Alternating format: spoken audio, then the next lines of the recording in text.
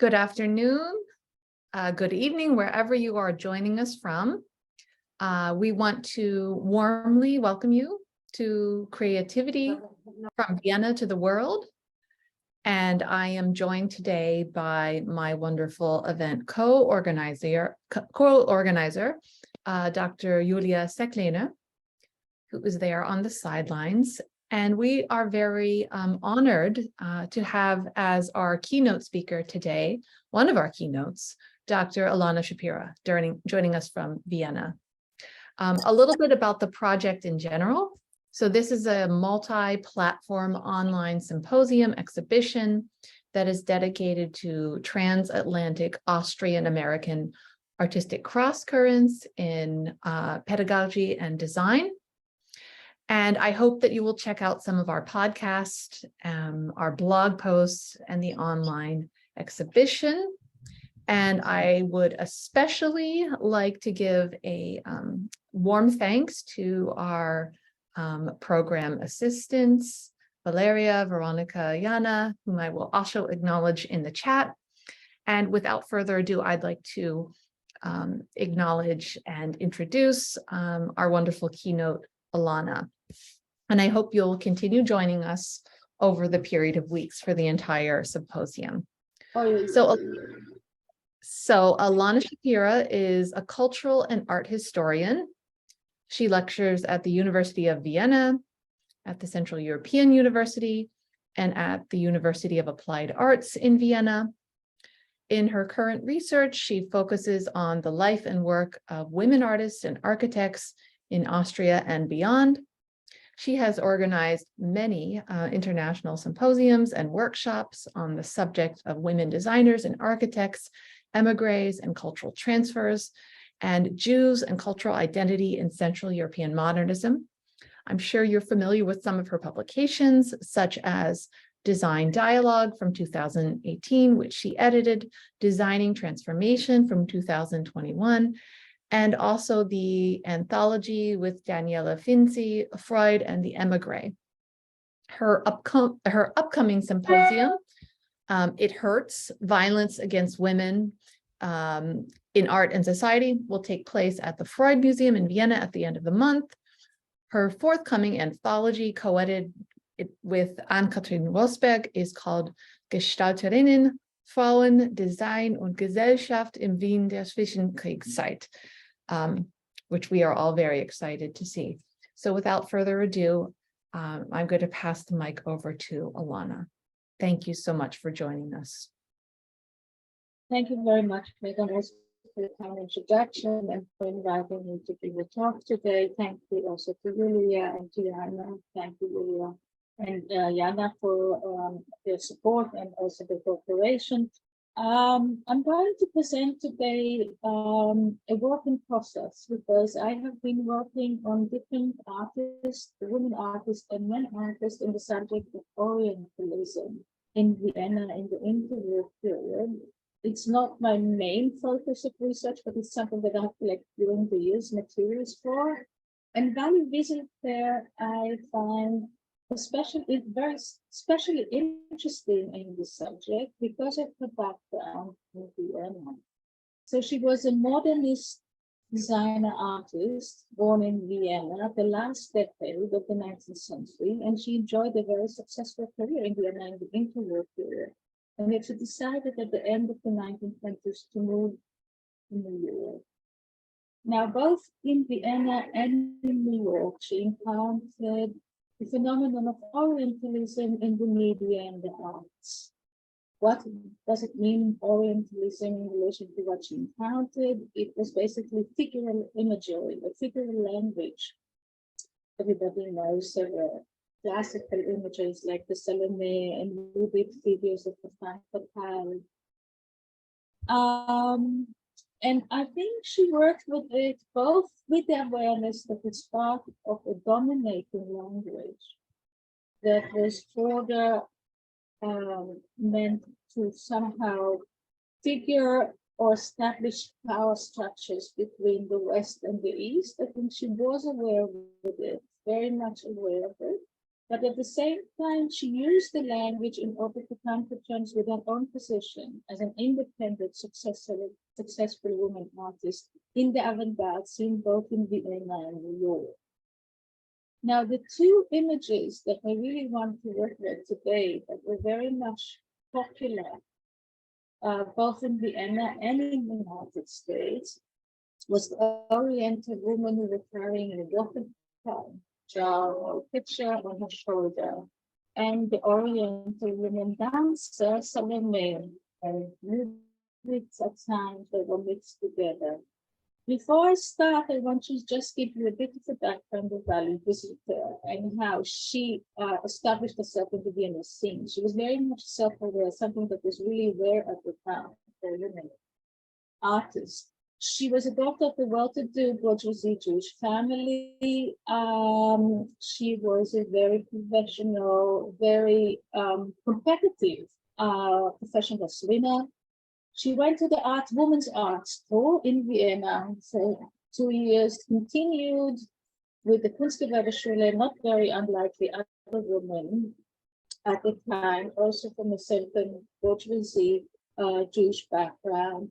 And you think about 1912 to 1920, the years, like 8 years of studies. And during this time, she established herself from 1916-17 onward as a Wiener Werkstätte artist.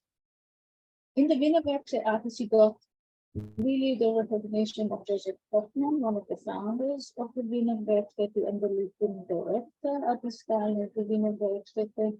But soon enough, she got into trouble with one of the managers, and she managed to open her own independent studio. Again, something completely, I think, out of the norm, rather, because she successfully managed 1922-1927, relatively difficult years in Vienna, to have her own workshop. She cooperated with Argach and porcelain manufacturing, with Goldscheider, Munding-Keramik, Lobmeier, different companies. So she was definitely very much business oriented, and she knew her way around.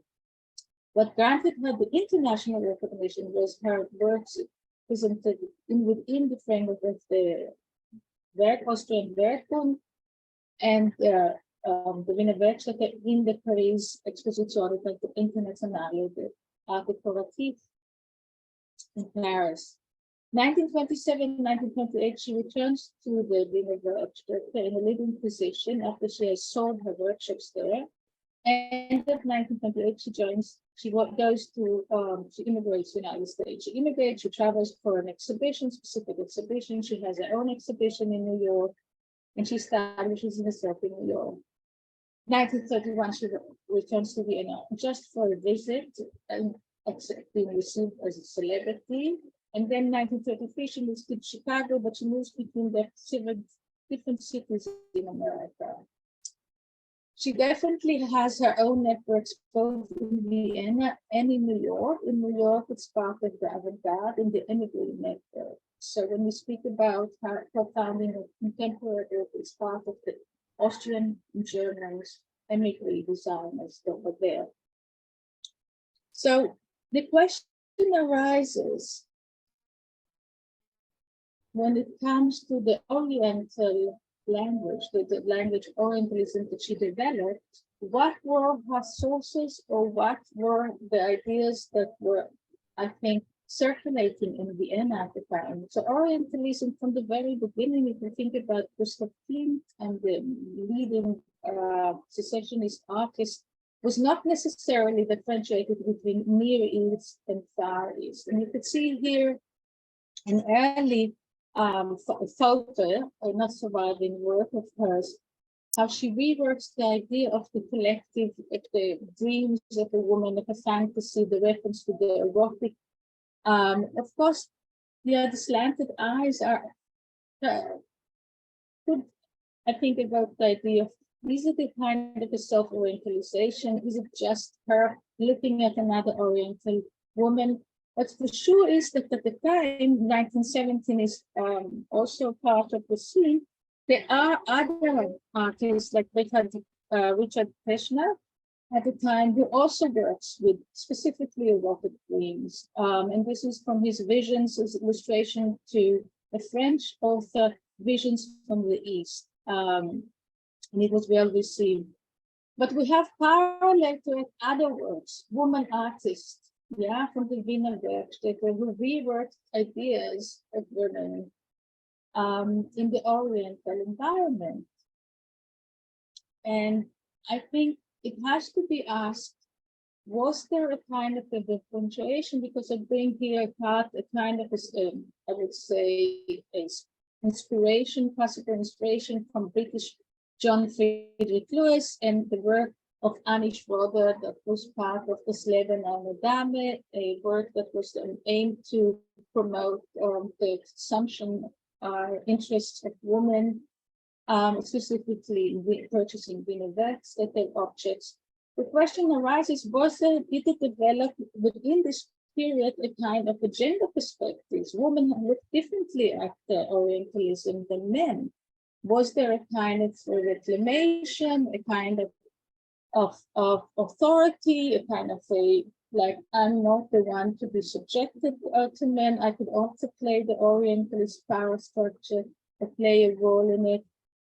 For sure, the men's perspective was really clearly identified with their erotic references. There's no doubt about it. But when we compare, for example, two different works, one by the secessionist Richard Speschner, the Jugendstil artist, and another graphic designer, Mariana Nimecek, who did this graphic design for a ad for washing soap, you could see that the same patronizing position, a sense of a master slave, a sense of the eroticism of the exposed shoulder of the woman without any critical self-reflection is being reproduced by women at the time. And the fact that there was a racial association with the Orientalism, this comes up very clearly when we look at Seligman's essay on Richard Speschner, the Jugendstil artist. But at the front, you have three different men, the Weiße Rasse with this ultra modernist background of the construction of the big city. You have the Braune Rasse, which is kind of a Buddha, and the yellow race in China. Both of them have no clearly urban setting, but rather very ornamental, I would say, background. And even the appropriation of East Asian artists was never really critically reflected in the reviews. It was more of an aesthetic question. Are they doing it properly or not? And how are they integrating it in their arts? Again, I come to the idea, was there a kind of a men's, woman's perspective on Orientalism and adapting Orientalist scenery, fantasy of being served, fantasy of being gaze of a beautiful woman with exposed breasts? Was there a critical adaptation from the feminine, from the female perspective? And here I'm comparing Joseph Engelhardt, Oriental Beauty of the wall painting. I think this was for Tausig from 1900. And you have Dina Kuhn, another Wiener Werkstätte, the woman artist, or this is the Bimini, the competitive of the Wiener Werkstätte at the time. Again, the question is, what scenes are we looking at? She's being served by a dark-skinned, smaller woman or man. Yeah, and while Engelhardt, with Dina Kuhn, while Engelhardt, you could see a woman really offering herself like a kind of an Olympia, available, bare-breasted. This could be, I could continue on with this, questioning the idea of the men's perspective and women's perspective of Orientalism. Was there a difference? Was there a kind of a more, I think, aggressive language, more direct language with the men? Was there more lyrical adaptation in a different way? These are two contemporary artists, Julian Klinger, an illustrator and graphic designer, and Herta Jersker, also an Mile artist. Yeah, I think that we need to bring this stuff into consideration when we reflect on how Vally Wieselthier herself developed the idea of Orientalism. Here we have, a woman architect, Vienna, who also designed a very prominent cafe house in Vienna, the Interwar, was for a cafe company, cafe house. Sorry for the cafe house mistaken. And she again appropriated Oriental scenery associated usually with cafe and cigarettes because of the historical background. Was there a critical reflection on her side? Was there an attempt, for example, one of the questions I asked myself since I learned Arabic years ago, was there a coherent statement in Arabic, or was it just a kind of a blah blah, like using the Arab lettering?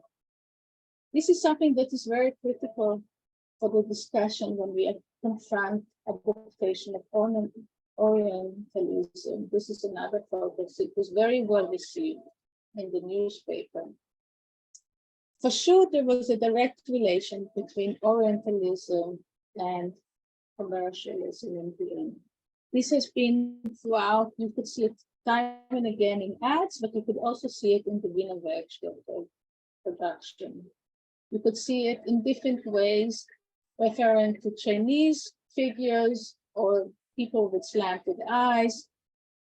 And this was integral to the idea of Oriental selves, Orientalism selves, Oriental ideas, the others, the figure of the others, the exotics, and some of the ideas easy to sell. It's something that people would buy. And it's parallel to the fact that there was associations of Far or Eastern societies in Vienna that were interested, but were they interested in the westernized version of it? That was another question. Now, my argument is, and this is what connects Vienna and New York, that Orientalism was reworked by different culture producers like Max Reinhardt and Julius Klinger, who were also cooperating into a westernized global language. Actually, the pantomima, the Oriental pantomima featuring a woman dancer, an Oriental woman dancer, that was at the German theater in Berlin, became one of the best hits of Max Reinhardt. It made him well known internationally. And it also was turned into a film. And we have Julius Klinger using it for a poster. Again, you have this feature of this unheimlich, this uncanny woman flirting, looking from the side with the classic Arab dress, covering herself with the stripes. Again, another stereotypical reference to also to Moorish architecture. And it could go on and on when we speak about works of artists that were crossing frontiers, just as Julius Klinger. This is an ad for decorative drapery and upholstery fabrics. And in Wisconsin, and you have this international journal, the Graphic International Advertising Art. And what we could see how he beautifully, or we could say critically, problematically, reworked the femme fatale, the issue of the Salome and the issue of the woman that was being threatening, very much part of the legends that were associated with Orientalism. The fact that this association had something to do with structural power between also men and women. And there was a certain element of humiliation about it. If you think about the original of Charles Knighton Warren, Egyptian musician, she's being stripped. Yeah, her breast is being shown. And her role as an artist, her authorship as an artist is being challenged. Is she an artist and independent with her own voice? or is she here to be gazed at with exposed breasts? This formula of 1881 repeats itself again with Gustav Klimt Judith, who was originally a relatively religious woman, but I'm not going to repeat the history of Judith as one of the Jewish heroes who defended her city, Betulia. But again, you have this idea of the exposed breast of a kind of humiliation, of being abused, I would say. And you have this idea of the gaze and the one exposed breast, where so Josephine Baker's brochure for the German House Theater, and you have it Elsie Altman refashioning herself, or asking to sell herself as a dancer, as a young dancer, reworking it in her own way, again, Orientalism. The question is, when we speak about Josephine Baker and Elsie Altman as women artists at the time, what was their intention? Or why was it accepted? Why wasn't it challenged? It's something that has to be reflected on. Now, I want to think about Elsie Altman and also Maria Kalides and Vally Wieselthier, specifically Jewish perspective on the subject. Was there a specific Jewish woman perspective on the subject? And if so, what does it mean when they rework themselves or refashion themselves as Oriental? Was it in order to offer themselves as a sex object? Was it in order to offer themselves as a kind of a confrontation against prejudice against Jewish women, somehow playing with the stereotypes and showing the possibilities engaged that are involved with it? This is something that is integral to the discussion when we come to Vally Wieselthier. Yeah, there was not, the idea of Jewish identification was not something that was out of the blue. It was acknowledged also in the Vienna Werkstätte. It's something, and people that were associated with the Werkstätte. The idea of the Star of David being somehow decorative as a model for decoration was background. So when we speak about Vally Wieselthier or about other women artists who worked with the stereotypes of Jewish women, such as Salome or Judith, we know that they were very much aware of the background, of the Serb background. Wieselthier is specifically interesting because she had her own perspective on biblical women. The reference to biblical stories was part of the Orientalism figural language that developed. People used biblical narratives in order to revive the exoticism of the Near East. This was something very critical to especially to the interwar period. And here we see Vally Wieselthier having her own depiction of the Queen of Sheba on the vase for Lobmeier. And she reconstructs the environment of the Middle East, the camel, the architecture, the woman musician, the dancers and musicians. She has a whole world being recreated in the Queen of Sheba, aware of the background. Now, her choice of women by biblical heroines are interesting.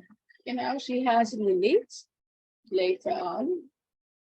Yeah, as a dancer, she has Abishag. Lilith is the first woman who defied Adam before Adam, very independent, very emancipated, retrospectively could be identified as a hero of modern women.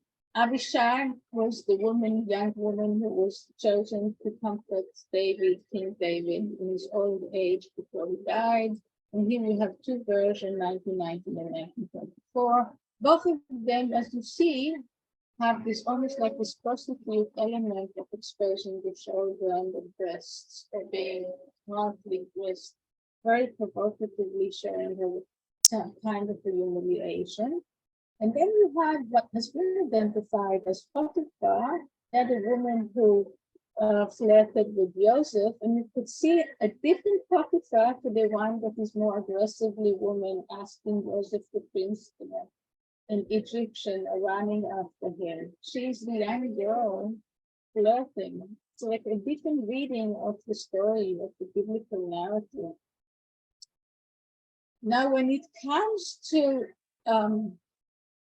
Wieselthier coming to terms with biblical heroines, she definitely has her own take on it.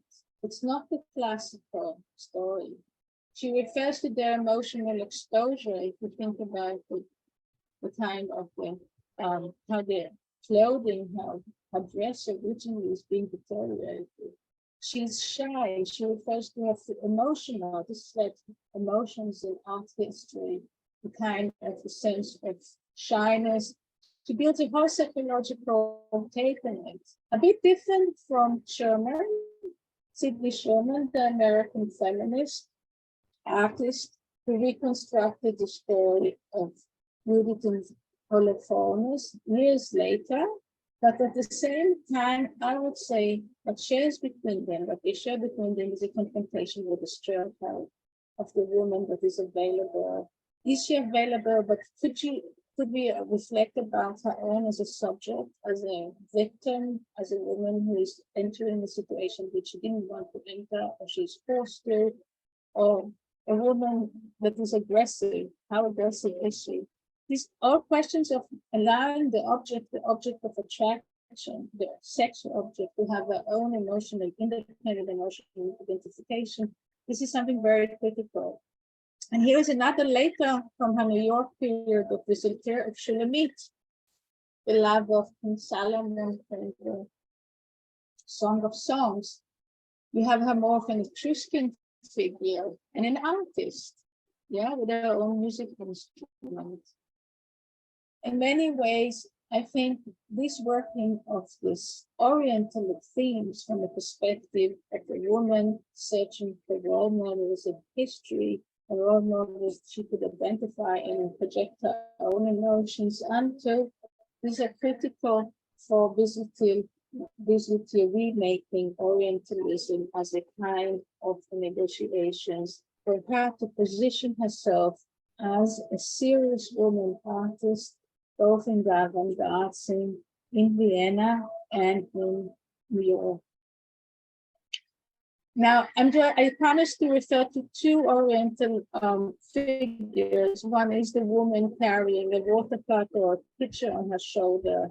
We're speaking about Orientalism as mixing things together, people from different places. And this has been somehow fed into the media for a decade, at least since the second half of the 19th century. In the Austro-Hungarian media, you have different references. I brought in a kind of a Central European just to show you the difference of the handling of the theme in Andres' Zorn picture. But you have different kinds. You have the Amalfi in Salerno, you have the Sicilian water carrier, you have the Arab water carrier.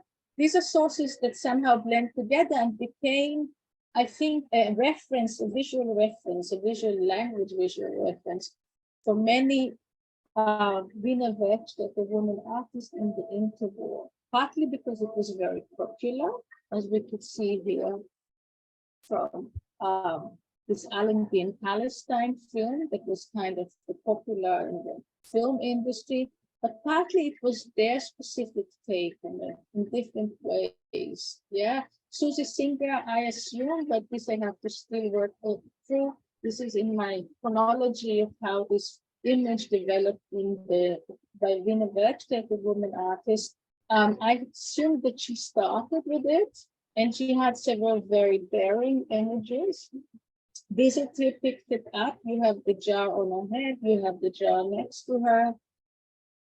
And you have different reference to it. Dina Kuhn did it for Bimini, the Oriental figure. Singer did it again. This is the same figure. I here refer to the Near East rather to the Far East, Zitka for the Near East, all of them. You have Gudrun Baudisch doing it more stylized in a way, playful, with decorative dress, stylized Art Deco dress. This has been a kind of a fashionable reference of Wiener Werkstätte women designers as part of the open question, coming to terms with femininity, reflecting on the roles as ceramicists, but also a lot of think with it in the days. And also Erna Piffel did it in Wieselthier throughout the 1920s, 1930s. They have been constantly referring to this figure. What is Wieselthier doing with it? I think Wieselthier is referring to the pots, to the flower pots in this case, not to the water carrier, even though she has this image of the carrying at the water picture here on her shoulder.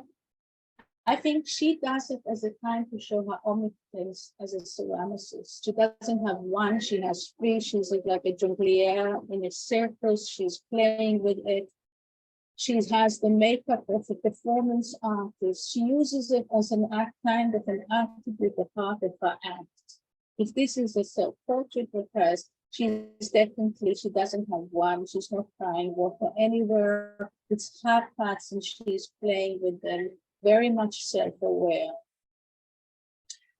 And this you see in different ways, also in her garden sculptures, how she plays like as if she's like trying to balance herself as a kind of a performance. This is something more of taking authority and showing your power, not only as a potterer or as a ceramicist, but also as a performer. Because as we know from other men artists at the time, women artists, performance was an integral part of the self-marketing, especially in the public media. There's also a sexual reference if you think about the poll here and signing the name out underneath it. Here you have again, it's not only the Near East, but also the Far East with the slanted eyes you have in the Blumenträgerin. But this is a voice of woman that is very much self-aware of her power and the need for performance in order to secure her role in the Viennese media. And first, the position as an avant-gardist artist.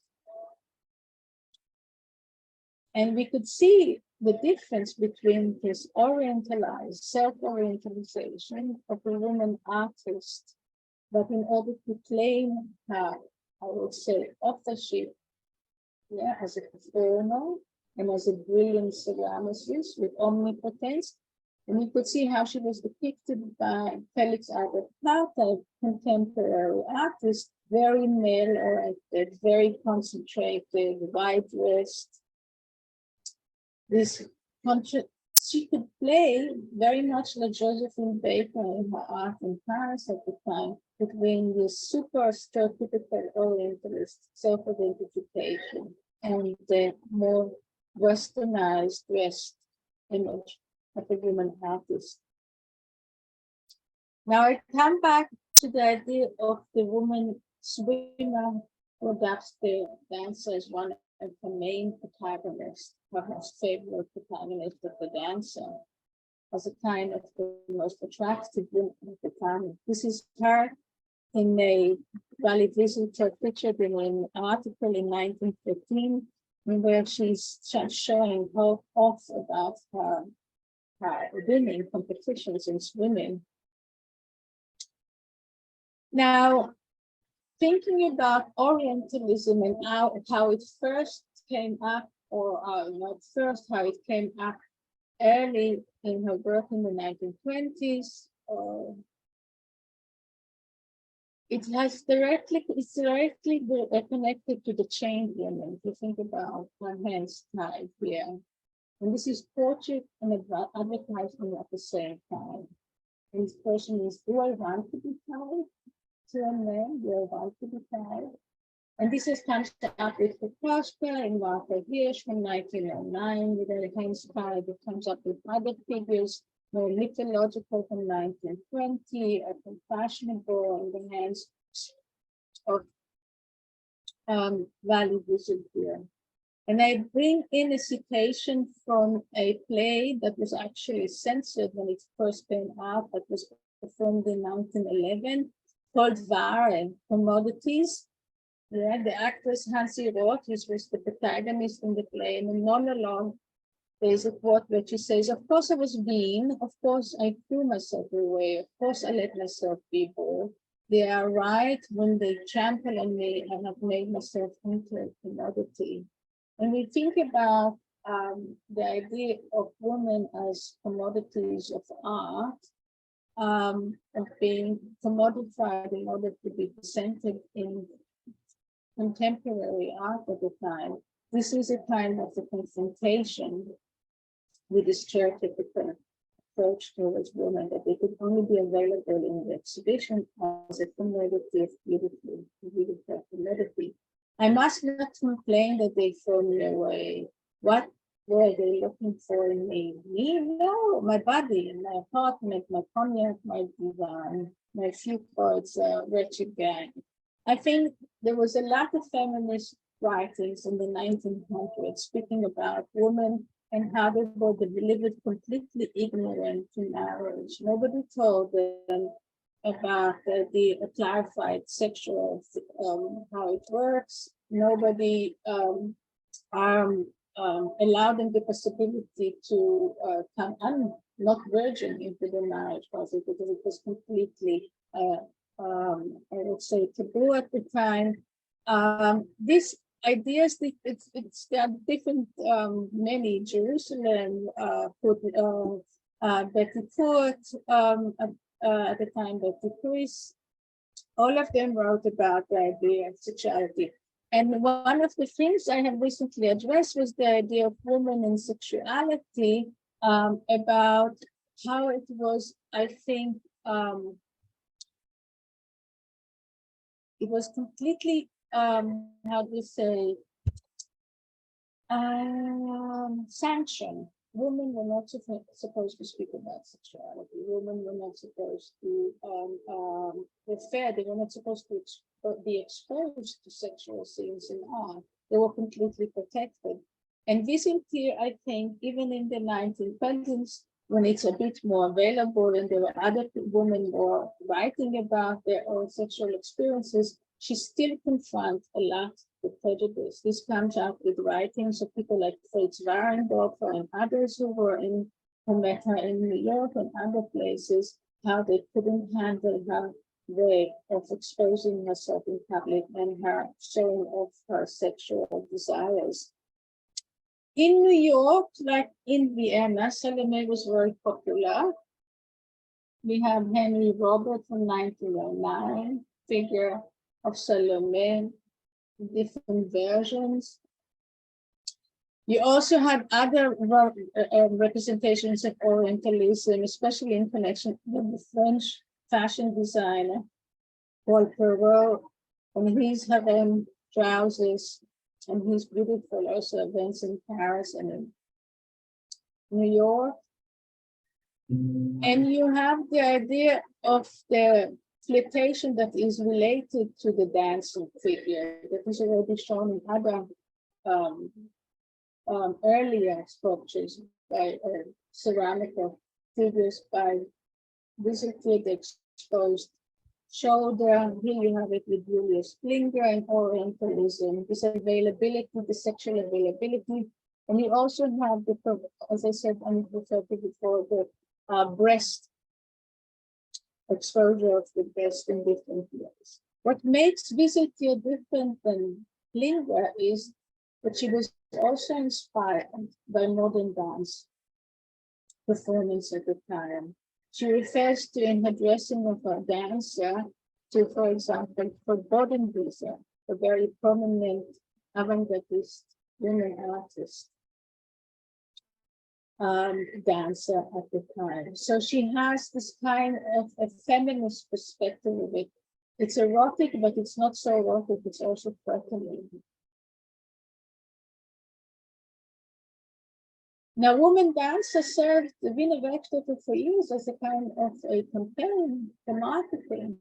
Here you have Gustav Klimt, the dancer, William in the New York branch of the Vienna branch as the main attraction, beautiful and visual. You have it also in Vienna in the Transatlantic 1927, a dancer of Wieselthier herself guards a winter garden by Joseph Hoffman. So the idea of referring design to the dancer is a kind of an attraction in order to heighten the attractiveness of the design. And even further, if you think about the winter garden and her dress, the flowery dress. Of course, you have also the scarf, because very much a reference to the Salome dance of the Seven Whales. If you compare both,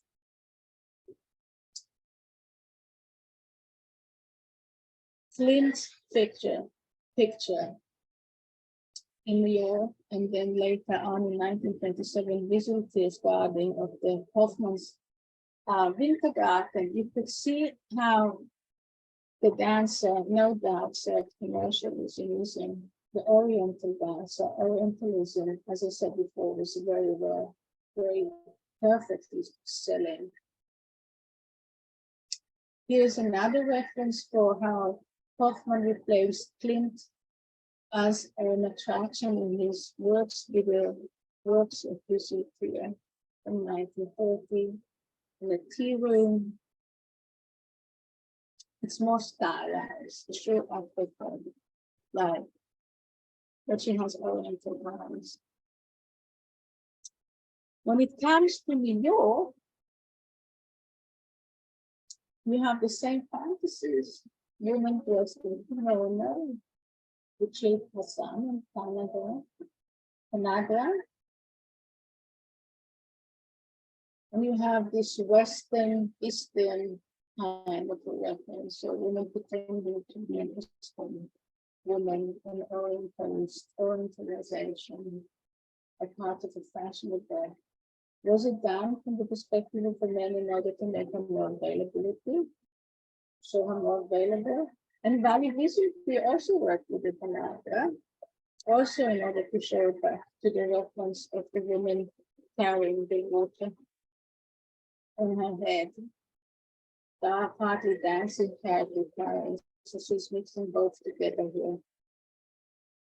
There is no doubt that Orientalism, both in the media, in advertisement, and in the arts, was selling. People really loved the reference to another world, to an exotic world.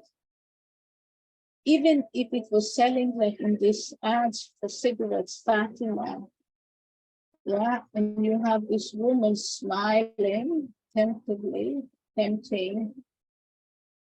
There was a modernist reference to distinctly individual.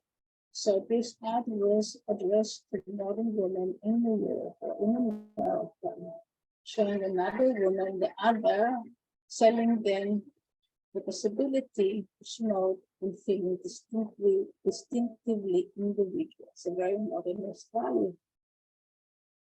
So you somehow subverted the Oriental, or you instrumentalized the Orient in order to sell something modern. Here you have 1929 Wieselthier in an ad promoting cigarettes. There's nothing Oriental about her. She's a self-aware woman designer. If you think about Miss Van der Rohe and the cigar, or Humphrey Bogart with the cigar as kind of a sex appeal, it's her version of it. And it's very clearly, it doesn't speak about submissive to anything. It's about her mastership as a woman artist. And this is what I started with my talk today, about her shaping a modernist woman artist designer persona. Ticklish work this. A sleep here may ruin a masterpiece. A sculpture must have steady hands, and it requires steady concentration all day long with no time out for jangling nerves. As Miss Wieselthier puts it, nerves are taboo. steadiness, and control are absolutely necessary. So why take chances? I smoke only chances. I can rely on them for no ill effects. My argument is that Wieselthier very much aware when she used Orientalism, what is she talking about, what territories she wants. And she knows exactly when to stop and where to sell herself as a master in art. Why? Because I come to my first image, Salome. Salome was a kind of a classical figure if you think about the Jewish woman artists. But for Wieselthier in New York, when he was seeing her both as a kind of a anti-oriental figure, the Barat, almost like figure of a woman artist. In New York in 1938, there was a very popular performance of Richard Strauss' Salome in the Metropolitan Opera in New York.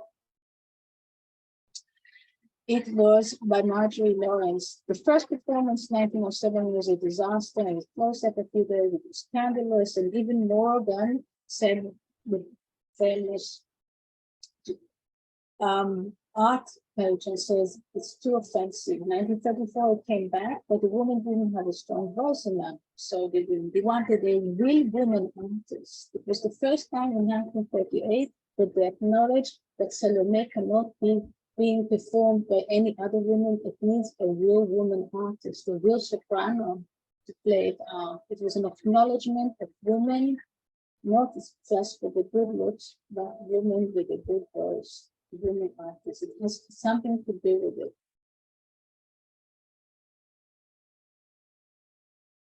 Yet Wieselthier's Salome, if we look at the background of the Viennese background,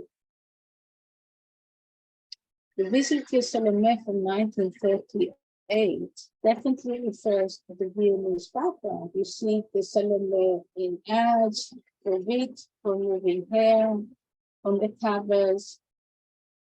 We see a very close colleague of hers who studied at the same time at the Kunstgewerbeschule, a man, and a nephew of Gustav Klimt, playing with it in her Japanese figure, Orientalist. These are all sources that she reworked in her Salome. Also with her, just if you think about gesture, the dance pose. But there's another aspect to it. Another reference that she probably had from Vienna in regard to Orientalism. And this refers to the idea of Jewish women addressing Jewish men, or men. The idea of Orientalizing Jewish men was not something completely far-fetched. Here we have Amish brother, self-portrait with a husband with slanted eyes. The idea of othering Jewishness, referring them to the idea of Jewishness. You have with the Far East, you have also the image of Zucker candle as a geisha in one of the portraits of Parliament. There was Orientalization of Jewish patrons and of Jewish people in the arts in different levels. Now, Vally visits Salome. Now you have to ask Orientalism, where is the Orientalism? For sure, the figure herself completely is an Oriental reference. As Salome, Herodotus, the story, the background story, the temptation, the woman, the sexualized woman, the erotic woman, that is actually the face of the man, who's really projecting the most ornament, Oriental identification. And I think there is a story behind it, both behind Annie Schroeder, Ehrenfest, and her relation to her husband who never accepted her, a very problematic relationship. And also 1938, and recently reflection on her relationship with the architect Vienna, who was her lover and deserted her for marrying Morgenthau. There is a kind of a biographical private, so it's not only about a woman artist, a modernist woman artist, to position herself as a leading artist in the Viennese and attempting also to do so in the New York or the American scene, but also in relation to the idea of a personal biographical element. So this reference to Orientalism as a figure language in the works of Vally Wieselthier at the time, I claim, can be understood in different levels. It could be understood in relation to coming to terms with power structures in the Viennese society from the perspective of the woman. It could be referred to from the perspective of Vally Wieselthier as a Jewish woman who did search for Jewish role models in the Bible, in different figures, strong women. It could also be coming to terms with biographical scenes, a kind of an available language. Now the question is, if we think that I referred to throughout the lecture, about was there a sense of critical self-awareness about handling Oriental figure language in the works?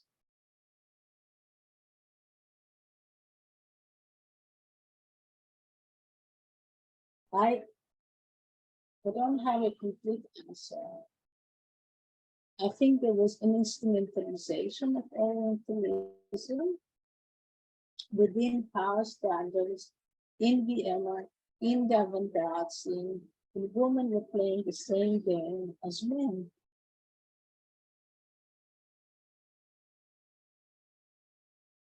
And making sure to claim the title as a master artist. That's it. Thank you very much.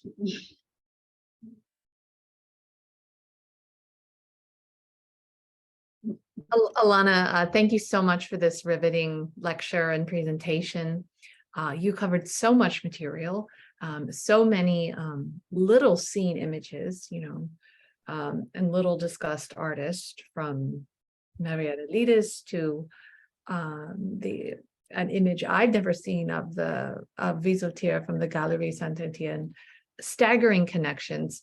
I certainly have questions, but I would prefer to open the floor up to our attendees, of course, and poll them for any questions, commentary, issues they might have for you. So do we have questions? You're welcome to just speak up, unmute yourselves, or drop a question in the chat for one of our keynotes.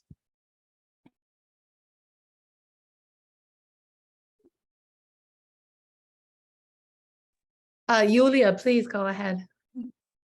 Thank you so much. And thank you so much, Elana. This was a really wonderful and rich talk. My question is, I guess, maybe not so much about Orientalism, but I was very curious when you showed in the biography that Wieselthier came back to Vienna for a short time in 1931.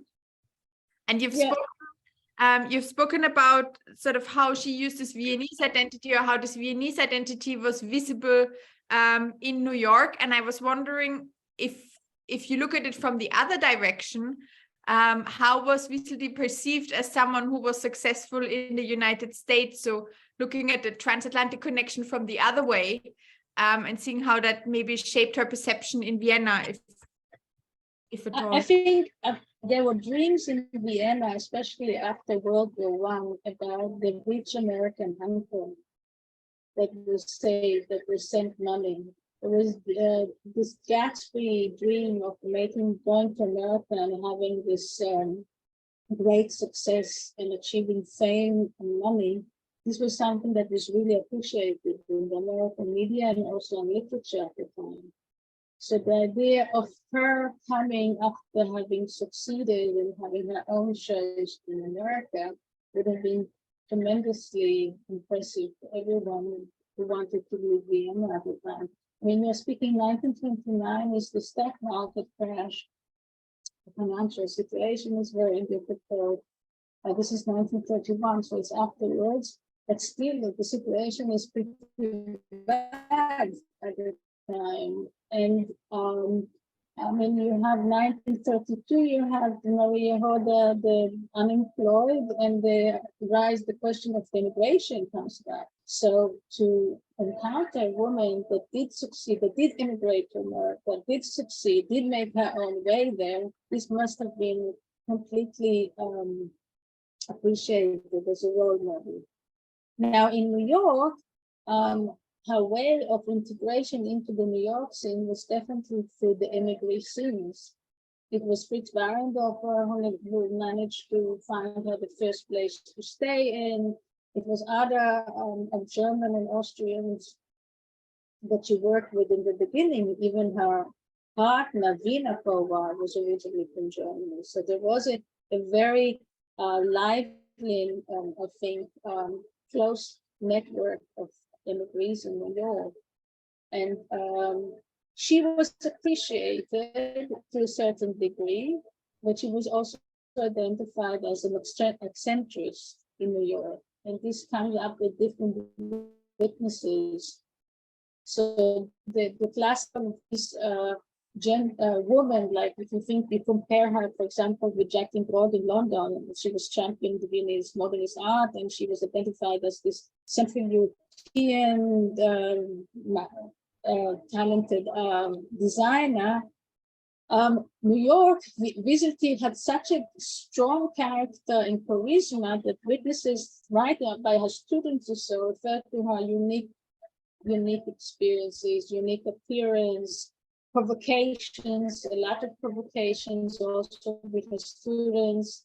So she was a definite kind of people had to really come to terms with her. She didn't integrate well. She maintained her, I think, her strong character without, and you have to remember this is something that is in the background of the Orientalism, that there is a very strong conservative approach to sexuality and women's sexuality, both more so in New York, in America, than in Vienna.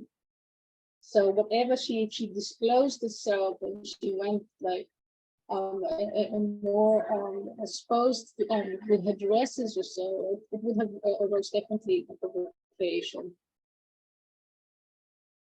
Thank you.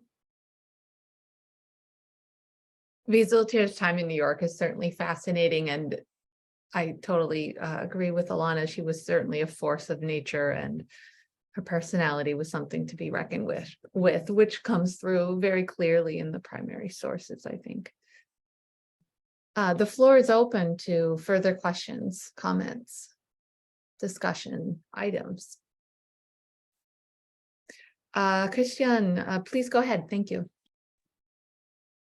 Yes, thank you so much for the nice paper and the interesting talk and the rich material. My question goes in a kind of general direction, because I'm working on an Austrian painter called Rudolf Wacker, and he was very much interested in, let's say, Orientalist material in the 1920s, and he tried to include them in his still lives and such. My question would be, do you see any transition from the 1910s, the time before the First World War, in how people would treat such material? Because you showed really interesting material from the likes of Richard Teschner, whom you called a symbolist painter or Jugendstil painter coming from Prague to Vienna. So I was wondering what we do with all these continuities from Orientalism, which we are used to so much from the 19th century, around 1900. So is there a different approach to Orientalism in the 1920s, which we can address with Wieselthier, or is it something very similar? I don't know. Thank you. I would like to compare it. I think a good example would be to compare Gustav Klimt's work of Orientalism in his portraits of Jewish women, his references to Far Eastern art, and his reference to the gold and the Assyrian, if you think of Judith, yeah. and to the Orientalism that comes up with a strikingly completely different with Susie Singer's, the ceramicist. You have more of a projection of subjectivity, of construction of subjectivity, of emotional, and granting them a kind of an individualistic reference. It's not this, it's challenging the stereotype. It's as if I would say, I mean, it would be cliche if I would say humanizing the figure of the Orientalist template. But definitely granting her fragility. You see the bones, you see the whiteness, you see she's not so refined, she's not this flat figure. And with Wieselthier, you definitely have the sexuality, her own sexuality. You have more in engagement, empathic, with this woman, specifically artist. And it's not also the fantasy figures of Teschner. Yeah, there was a lot of a reference to Orientalism, especially with Teschner, and in regard to cultural revival of the degenerate West, yeah, and the romanticism of the East. You don't have this cultural baggage coming in with the woman who handle Orientalism. It's much more of an individual. It's much more, you can see when she touches her works, you know, that it's her and the work. It's almost like a her and, I wouldn't say a child, that would be too much, but definitely a more a personal engagement with the subject than this classical. Thank you. Thank you. Further questions?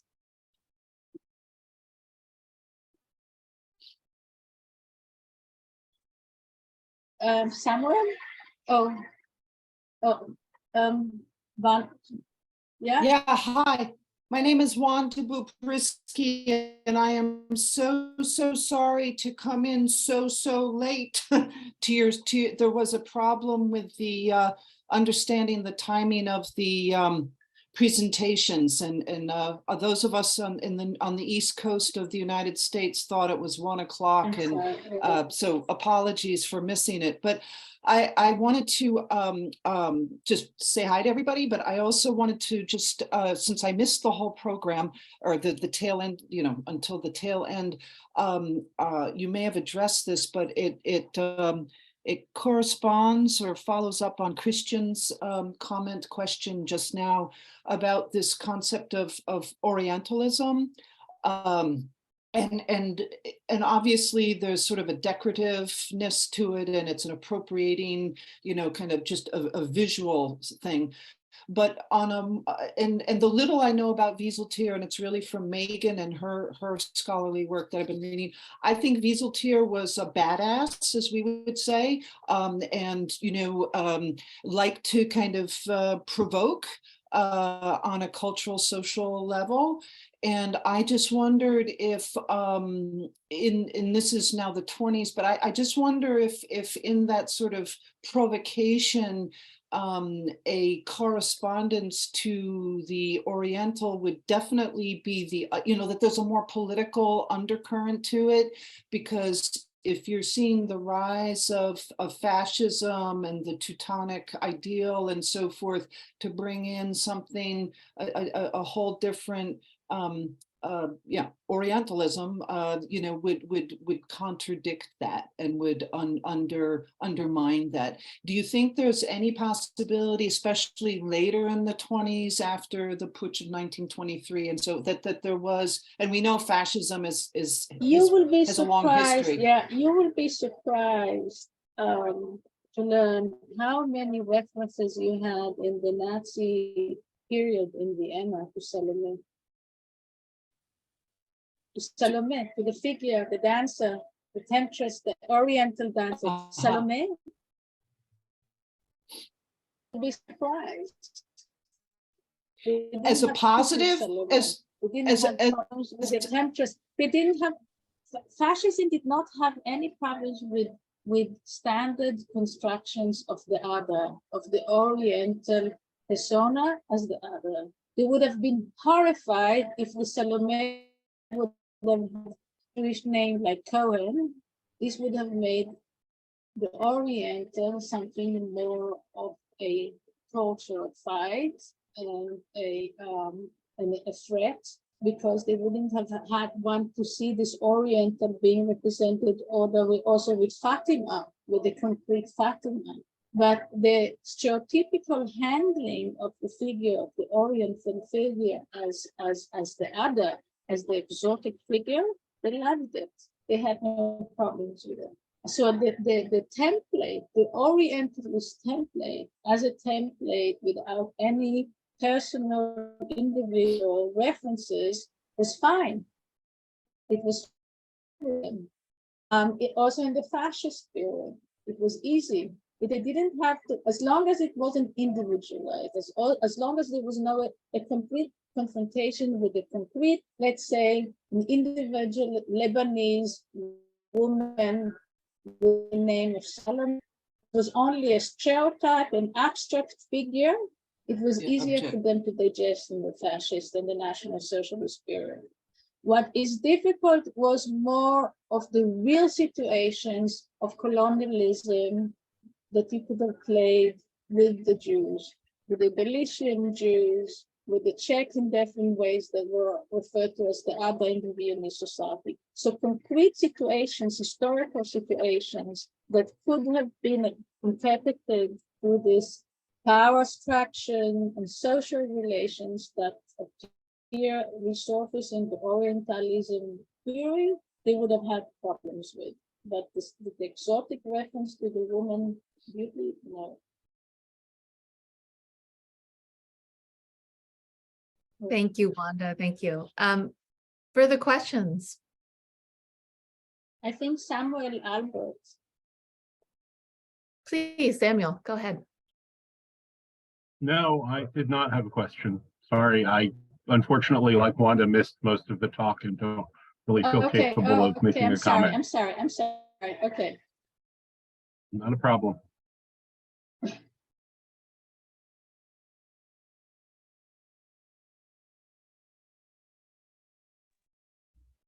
Hi, Rebecca. Hi, I just wanted to say hi. I'm so sorry about the time difference happening. But I'm really excited to listen to the recorded version of your lecture. I just caught the last tail end of it. Yeah. Great to see you. Great to see you too. Yeah.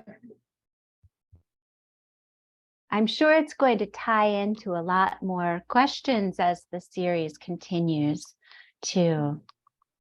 Yeah. Elana, I'm happy to throw out a question. I mean, so much Okay. fascinating material there. You did such a fantastic job of, connecting the broader discursive field surrounding Orientalism to very specific examples that Wieselthier created or was influenced by, and perhaps also for the benefit of those who, with the time difference missed part of it. Could you, expand or possibly rehash, what you said about her own take on these biblical heroines? What was her agenda? How do you see her own biography coming through? And, possibly, some of the material on her Jewishness, how that backdrop informed her work, which was so.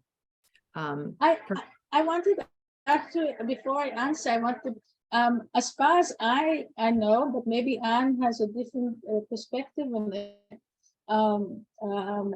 She's one of the very few, if not the only one, who handled biblical heroines in the Vienna that the designers. Were there any others who dealt with biblical figures? I didn't find anyone who handled Amrishag or any other. They were for sure the Hellenistic figures, the Meta and also Wieselthier's works. You find the Meta, you find specifically the Meta, which is interesting, the huntress in this regard.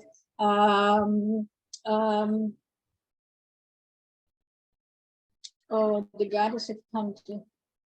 I think that if you think about the figures she chose, Abishag was a victim who's a young woman who's being chosen to warm up the older David. I think this is definitely, she has a critical perspective there.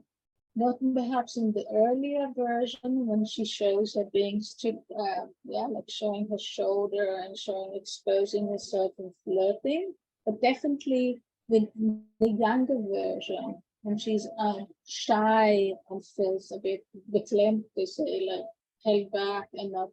I think she exposes the emotions of the woman, of the Abishag, and the situations of warming up the bed of an older man very critically. In Lilith, she definitely doesn't show her as a classical femme fatale. She is a very held back dancer, a la Bodenwieser cliché of the woman dancer with a very anti-sensual, I would say, clothing or dance dress. So she's offering more of an independent, self-aware woman performer. For her, definitely the idea of these figures and her choice of topics like Lilith or Abishag or Potiphar or Shlomit was meant to show her coming to terms with different historical situations where women were confronted with rejection or were confronted with humiliations, different kinds of humiliations. It's her coming to terms with this range of emotions. This is the biblical references. Now, the Jewish reference, I think she had to confront the stereotype of her being Jewish as coming to terms with the Jews coming from the Orient, the Sarah Bernhardt figure, all this kind of projections, Salome and Judith as being, part of integral of Viennese modernism, over and over again being reproduced by Gustav Klimt specifically, but also by others. Salome was very fashionable when she was growing up. When she was 11, 1906, the Strauss opera Salome was circulating all over Europe and in Vienna. So this kind of reductive reference to Jewish women as flirtatious, and she herself wanted to be flirtatious. She was flirting and sexual. I think this was part of her negotiation of both identity as a Jewish artist and also her identity as a woman, very much aware of her want to experience, to enjoy sex. Or to experience it, not to feel regime, not to feel restricted, not to feel as if she's prosecuted.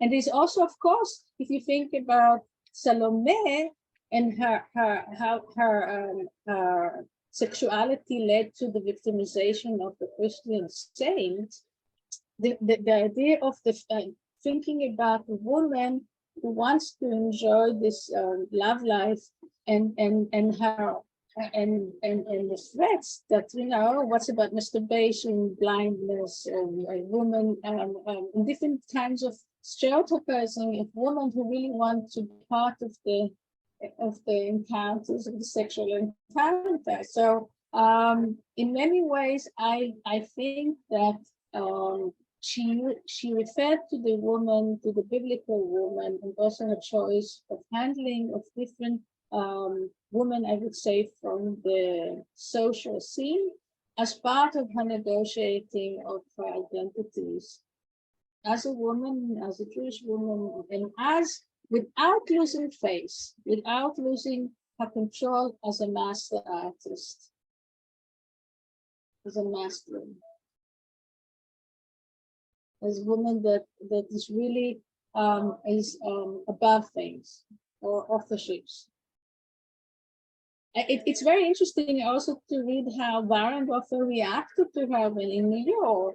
She says, I think she's brilliant, but I can't handle her sexual exposures. I can't handle her sexual want. I can't handle it. And he was disgusted by it. And it's interesting that that she managed not to pretend to be someone else, to be fully herself, and at the same time artistically brilliant in her own way.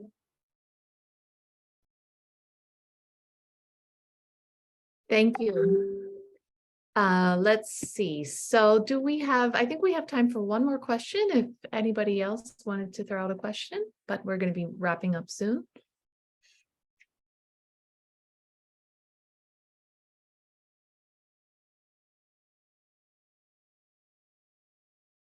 Okay, well, it looks like there are no more questions for now. I wanted to thank everyone for coming. Warmest thanks, of course, to Elana, our other keynote speaker. Dr. Rebecca is also here, and many of our participants are